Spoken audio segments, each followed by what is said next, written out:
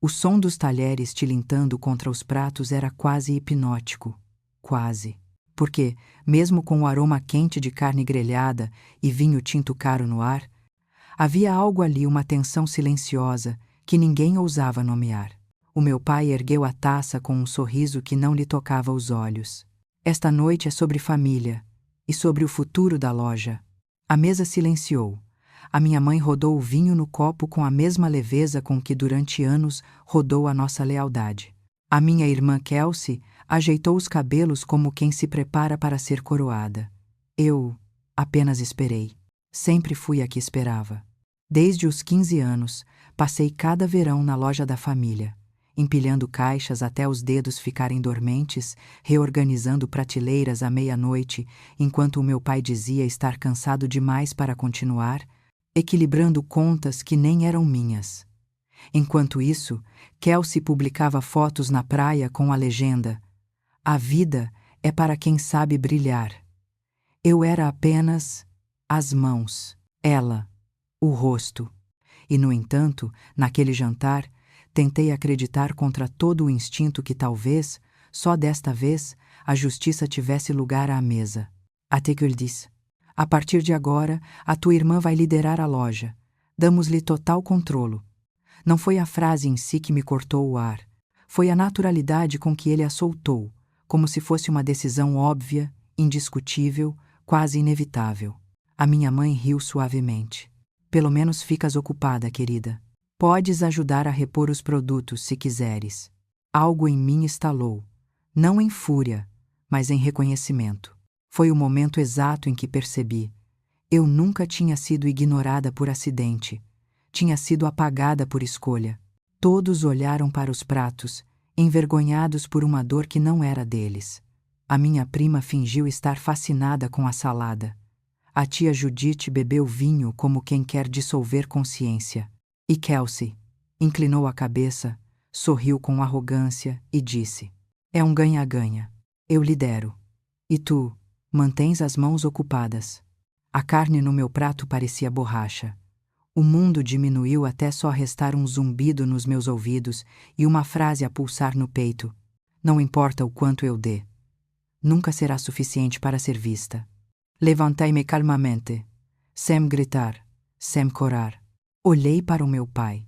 "Fico feliz que já tenham tomado uma decisão." Inclinei-me ligeiramente para a frente, porque eu também já tomei a minha. Anhafenden. E foi nesse instante, antes mesmo de tirar o documento da mala, que algo dentro deles mudou.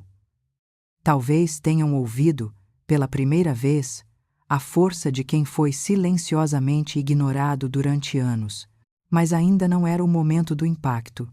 Esse viria. Dentro de instantes. Enquanto os meus saltos batiam no chão polido do restaurante, cada passo soava como um aviso. A invisibilidade tem um limite e eu acabei de encontrar o meu. Porque o que aconteceu a seguir não só virou a mesa, virou o destino inteiro da nossa família. O silêncio do salão partiu-se quando o papel tocou a toalha branca. Um único documento, dobrado com precisão, pousado entre os talheres e a carta de sobremesas, como se fosse apenas mais uma escolha da noite. "O que é isto?" A voz do meu pai veio baixa, mas tensa.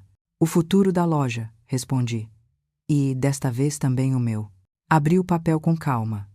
O som do vinco ecoou mais alto do que a música ambiente. Ali estavam as páginas. A escritura do prédio, o terreno e o armazém ao lado. No canto inferior, a assinatura do advogado. No topo, o carimbo do banco com a data. O vermelho da tinta parecia quase insolente sob as luzes. A minha mãe aproximou o copo, como se o vinho pudesse corrigir a realidade. "Estás a brincar?" "Não." Apontei para a última página. Reconhecimento de firma, matrícula, registro, tudo no meu nome. "I know where they have this is why they." Kelsey inclinou-se por cima da mesa, o verniz das unhas brilhando como uma coroa mal colocada. "Não há forma de teres pago isto. Tu não tens esse dinheiro." Sorri sem dentes. "Não precisei sozinha. Precisei de um plano." O restaurante desapareceu um segundo, e eu voltei à sala envidraçada do banco. O gerente, Sr. Whittaker, a passar os dedos por gráficos, margens, prazos. A tua proposta sustenta-se, disse ele na altura, apontando para a projeção de caixa. Colateral sólido, 35% de entrada. O resto diluído em 72 meses, juros fixos. Lembro-me do frio nas mãos e de como, pela primeira vez, alguém me via sem pedir que eu provasse quem era a cada minuto. Voltei à mesa do jantar. Semanas atrás, apresentei um plano de negócio. E quando ninguém da minha família quis ouvir, o banco ouviu. Pousei o dedo no selo notarial. Está feito. O meu pai pegou no contrato como quem segura uma brasa. Os olhos correram as linhas, depois voltaram para mim, assustados não com o papel, mas com o que ele significava. Que eu tinha deixado de pedir lugar e tinha simplesmente construído um. Estás a humilhar-nos, sibilou a minha mãe. Não. A minha voz saiu estável, mais do que eu me sentia. Estou a encerrar um capítulo em que eu era invisível. Kelsey riu, mas o riso quebrou-se ao meio. E o que esperas? Que eu te agradeça. Espero que leias a letra pequena, respondi, girando a página final para ela. A partir de segunda-feira, todas as operações desta loja passam a ocorrer num imóvel arrendado. O aviso prévio de 30 dias começa hoje. Um talher caiu ao fundo do salão, um som metálico que pareceu assinarmos todos um armistício que ninguém queria. Viu meu pai engolir em seco. A minha mãe procurar palavras no fundo do copo. Kelsey perder o centro e agarrar-se à cadeira como a um trono a afundar. Sim. Doía reconhecer, ali, diante de velas e porcelanas, que os anos de noites passadas a repor prateleiras, de folhas de pagamento conferidas às 3 da manhã, nunca tinham garantido a minha voz, mas também havia algo novo. Uma estranha paz que nasce quando a ferida para de pedir permissão para fechar. Recolhi o contrato, dobrei-o devagar e levantei-me. Se quiserem falar, sabem onde me encontrar. A diferença é que, desta vez, vão ter de me olhar nos olhos. Os meus saltos voltaram a marcar o chão polido, e cada passo parecia uma versão minha a regressar ao corpo. Atrás de mim, ouvi a minha mãe murmurar. Ela nem acabou o jantar. Mais longe alguém bateu palmas. Talvez ironia, talvez alívio, talvez o som do inevitável a acontecer. Eu pensava que o difícil tinha sido pôr o contrato na mesa. Descobri no dia seguinte que o verdadeiro preço não estava nas parcelas do banco, estava naquilo que a força cobra quando já não aceitamos ser pequenas. Na manhã seguinte, o telemóvel não parou. Primeiro, Kelsey, não podes estar a falar sério. Depois, isto é baixo, mesmo para ti. Veio o meu pai. Já fizeste o teu ponto. Para antes que fique feio. Li tudo sem responder. Havia uma calma estranha no corpo, como a de quem acabou uma maratona e só agora repara no sangue nos tênis. A força tem preço e, pela primeira vez, eu estava preparada para pagar. No banco, o Sr. Whittaker recebeu-me com aquele respeito que sempre faltou em casa. Tudo alinhado, Lígia. O seu plano é sólido. Ele passou os dedos pelos números, como quem confirma um batimento cardíaco estável. Projeção de caixa a subir, colateral validado, prazos claros. Sabe, disse ele, quase num sussurro, não é apenas o contrato, é a maneira como chegou aqui. Sem ruído, com consistência. Sorri, mas por dentro doeu.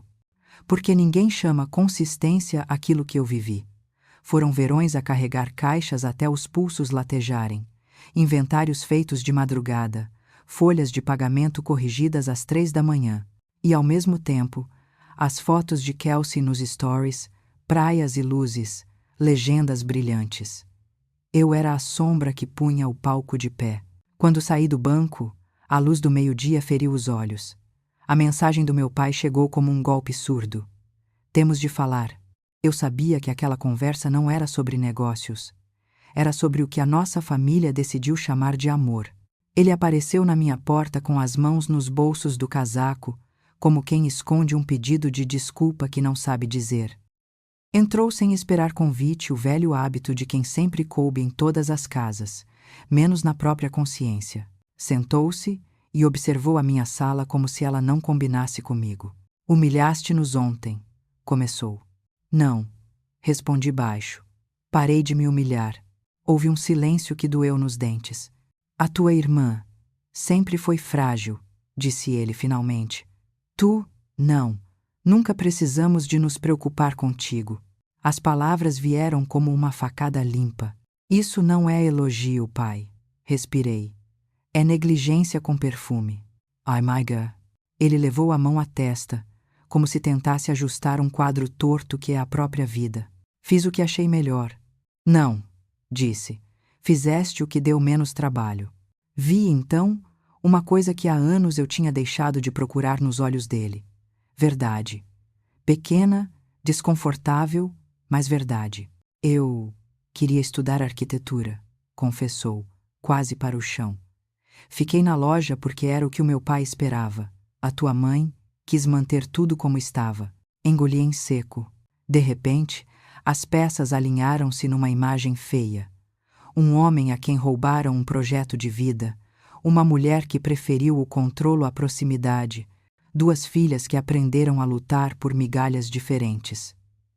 Kelsey, por atenção, eu, por existência. Não vou desfazer o negócio, disse por fim. Não foi por vingança. Foi porque estava cansada de pedir licença para respirar. Ele assentiu devagar, a voz a falhar. Nunca soube o que precisavas de mim. Que me visses? Lacey, don't to wear. A sala pareceu encolher até caber no intervalo entre uma pergunta e uma resposta. Quando o meu pai saiu, as mãos tremiam não de raiva, mas de luto. Luto pela filha obediente que eu tentei ser, pelos pais que só existiam no meu esforço para desculpá-los. A força tem preço, e o primeiro é este: dizer adeus à ilusão. Ao final da tarde, voltei à loja. A minha loja.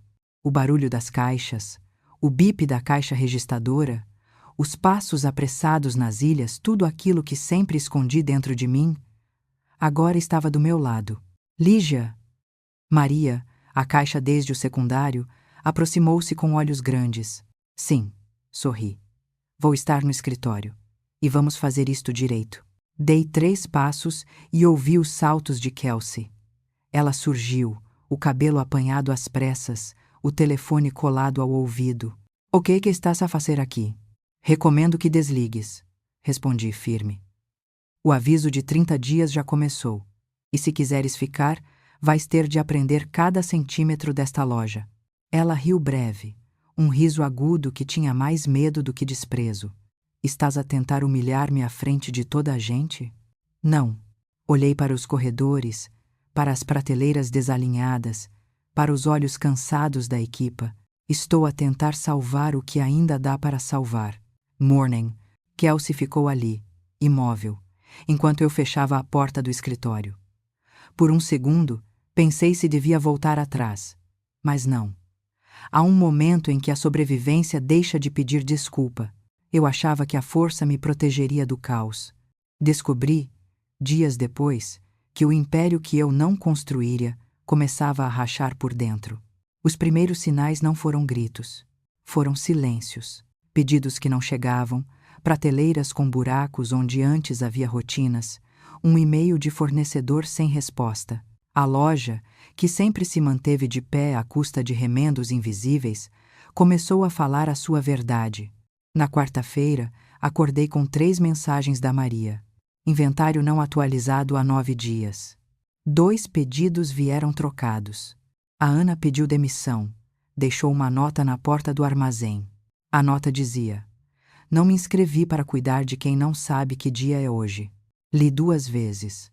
Doeu, não por surpresa, mas porque eu conhecia a sensação de carregar um sistema que finge não pesar. Durante a tarde, caminhei pelos corredores. O som do scanner era irregular, como um coração sem ritmo. Kelsey circulava num frenesi que parecia liderança para quem não sabe o que procurar. Saltos apressados, ordens soltas, olhar perdido na vitrine. Preciso de mais caixas no corredor 3, ela gritou.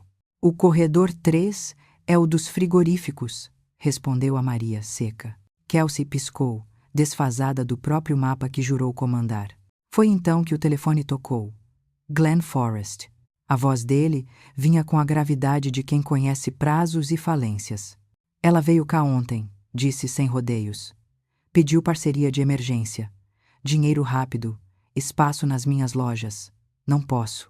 Houve um silêncio que me partiu no meio. E é contigo? Arrisquei.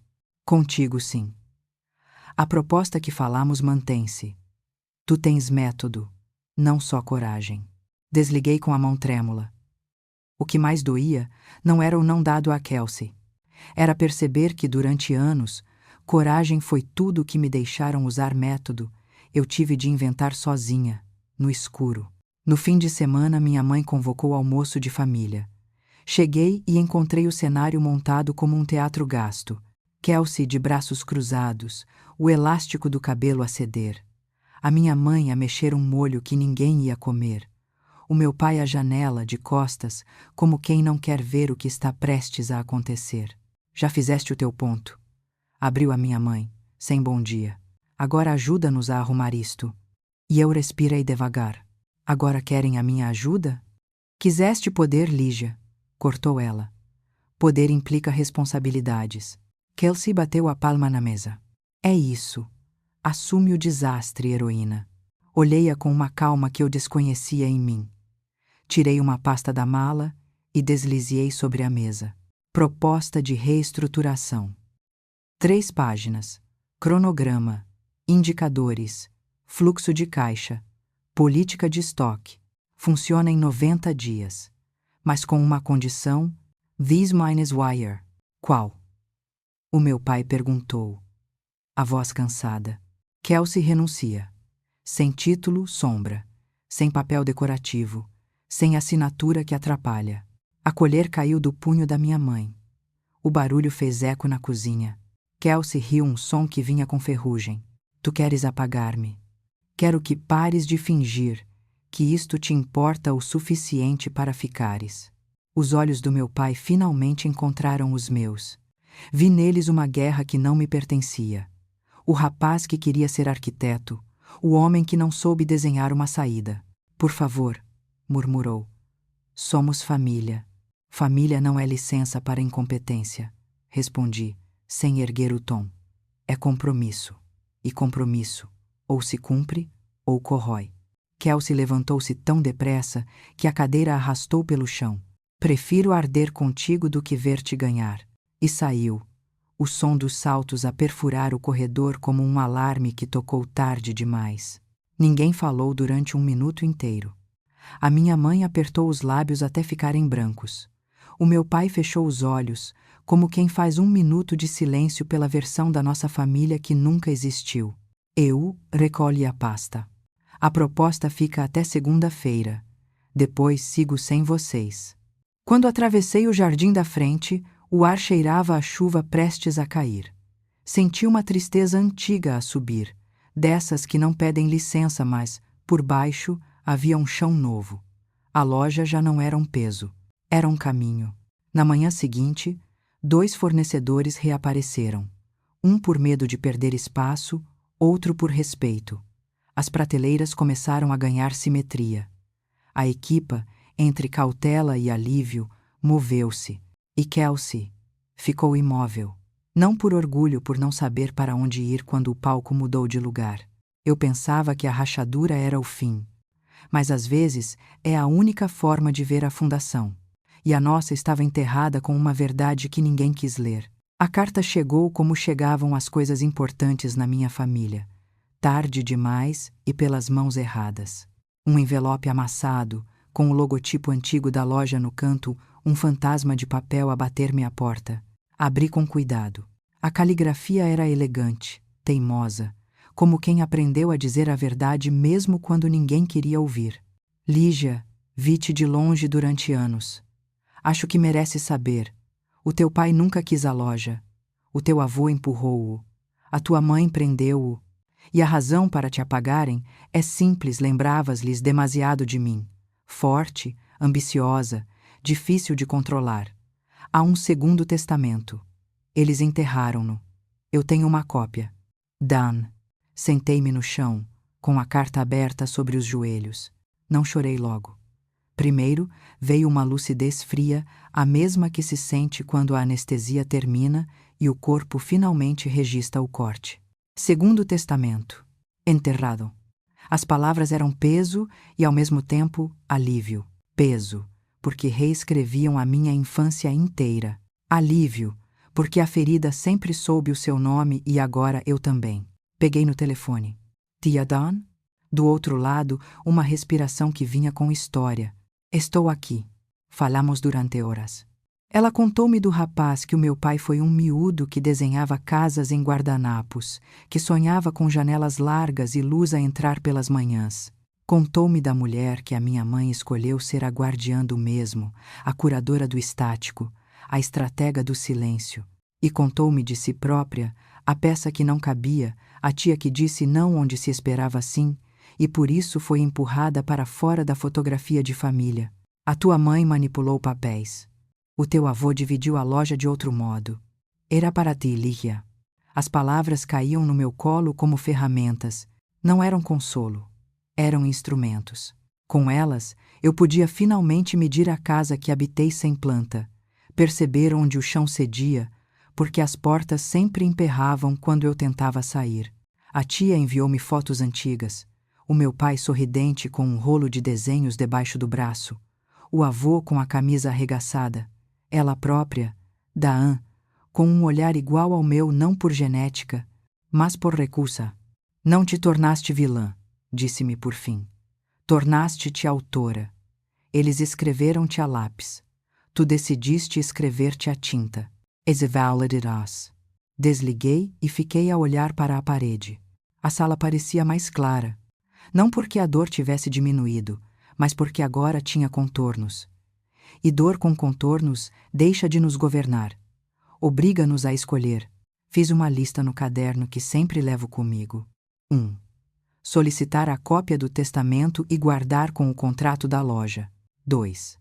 Falar com o advogado não para lutar pelo passado, mas para proteger o futuro. 3. Devolver ao meu pai, se ele quisesse, uma janela. A chance de construir o que lhe roubaram. Mesmo que fosse tarde, à noite, voltei à loja. Levei a carta comigo, dobrada no bolso interior do casaco, como se fosse um coração suplente a palpitar por mim quando o meu cansaço ameaçava. Passei o dedo pela borda das prateleiras, alinhei um rótulo, corrigi um preço. Pequenas coisas, mas, pela primeira vez, essas pequenas coisas não eram um castigo. Eram um gesto de posse, não de bens, de mim. No dia seguinte, reuni a equipa no armazém. As caras eram um mosaico de medo e esperança. Precisamos falar de futuro, comecei. E de justiça. Contei-lhes parte da história o suficiente para entenderem que a desordem não nasce nas caixas, nasce nas decisões. Prometi 2 coisas: transparência e participação. Sem favoritismos, sem sombras. Quando saí da reunião, a Maria encostou-se à porta e respirou fundo. Senti que alguém nos abriu a janela, disse. Sorri. Pensei no meu pai, no rolo de desenhos na mão, e desejei que ele sentisse o mesmo. Era estranho. A verdade, mesmo quando dói, areja. E aquele império, que durante anos pareceu uma casa sem janelas, finalmente tinha corrente de ar. Se a verdade me devolveu o chão, o que veio a seguir ensinou-me a caminhar com outros. Porque uma casa não se reconstrói sozinha e um negócio também não. Reuni a equipa no armazém como quem acende a luz de uma casa que ficou tempo demais às escuras. Hoje falamos de futuro, comecei. E o futuro só existe quando todos cabem nele. Mostrei um quadro simples, colado na parede com fita. Transparência. No topo, 3 linhas. Vendas semanais, ruptura de estoque, satisfação do cliente. Nada de segredos, disse. Se a loja respira, respiramos juntos. Depois, tirei da pasta um documento curto, sem rodeios. Programa de partilha de lucros. A cada trimestre, 5% do lucro líquido vai para um bônus coletivo, expliquei. A distribuição é clara: 40% pelo desempenho da equipa, 40% por metas da loja, 20% por iniciativas de melhoria propostas por vocês. Quem puxa o barco, sente o vento primeiro. Houve um silêncio carregado daqueles que precedem a chuva boa. A Maria foi a primeira a bater palmas. Alguém chorou sem esconder o rosto. Pensei no quanto um gesto simples pode devolver espinha dorsal a um lugar. Os dias seguintes pareceram um filme que eu já tinha visto, mas desta vez com outra atriz no papel principal, nós. As prateleiras ganharam simetria, as caixas chegaram etiquetadas, as devoluções caíram. Os clientes começaram a deixar bilhetes escritos à mão. Obrigada por lembrarem do meu pão sem glúten. A fila anda mais rápido, continuem. I was don't I. 2 fornecedores que tinham desaparecido reapareceram com as mãos abertas e os olhos atentos. Andamos por aí, admitiu um deles. Voltamos porque finalmente alguém aqui fala sério. Eu sorri. Não era só sobre negócios, era sobre linguagem. Verdade como idioma. Numa tarde de quinta-feira, um blog local publicou uma manchete simples. A filha invisível que salvou a loja. Li sem euforia. O texto não me santificava, não me atacava, apenas reconhecia trabalho. E reconhecimento. Quando chega pelo que fazes e não pelo que representas, não pesa. Senta-se ao teu lado e deixa-te respirar. Kelsey saiu da cidade semanas depois. Soube que lançou um podcast Aprender com o Fracasso. Talvez sincero, talvez marketing. Não me cabia decidir. Pela primeira vez, a vida dela não ditava o volume da minha. Com o meu pai, começamos a falar pouco, mas direito. Ele mandou uma foto. Uma casa velha à beira da costa, janelas tapadas com tábuas, um esboço tremido de planta na mão. Não é tarde? Escrevi. Para desenhar janelas, nunca, respondeu. Sorri sozinha. Pensei que, em famílias como a nossa, pedir perdão não conserta paredes, mas abre frestas. A minha mãe ficou mais silenciosa. Não doce, não repentinamente justa, apenas menos ruído. Às vezes, isso já é uma forma de caminho. 1 ano depois daquele jantar, voltei ao mesmo restaurante. Sentei no mesmo canto. O som dos talheres era o mesmo. A música, a mesma. O vinho, talvez melhor. Pedi o bife, mal passado. Desta vez, não precisei de inventar apetite para caber na sala. Comi devagar, como quem escreve uma carta para o próprio corpo. Estamos aqui, inteiras. Fechei os olhos por um instante e pensei na miúda de 15 anos que ficava até meia-noite a alinhar rótulos, tentando comprar com horas aquilo que o amor devia ter dado sem preço. Se pudesse, eu dir-lhe-ia. A força tem preço, mas não é a tua alma. Guarda-a. O resto aprende-se. Quando saí, o chão parecia responder aos meus passos. Não era o mundo a aplaudir. Era eu a reconhecer o meu próprio som. Se me perguntas o que mudei para além de papéis e postos, digo-te isto. Mudei o centro. Deixei de viver para provar e comecei a construir para partilhar. E, quando o centro muda, o império deixa de rachar ou racha no lugar certo, para deixar entrar luz. E tu? Já te sentiste invisível na tua família, no teu trabalho, no teu negócio? Conta a tua história nos comentários. Lemos cada palavra. Diz-nos também de que cidade nos vês, queremos espalhar esta mesa por todo o país. Se esta história te tocou, subscreve e ativa as notificações. No próximo vídeo, vou abrir o nosso painel de partilha de lucros e mostrar, passo a passo, como podes implementar na tua equipa com erros, acertos e números reais. Porque no fim, renascer não é recomeçar do zero. É recomeçar com o que aprendemos a proteger.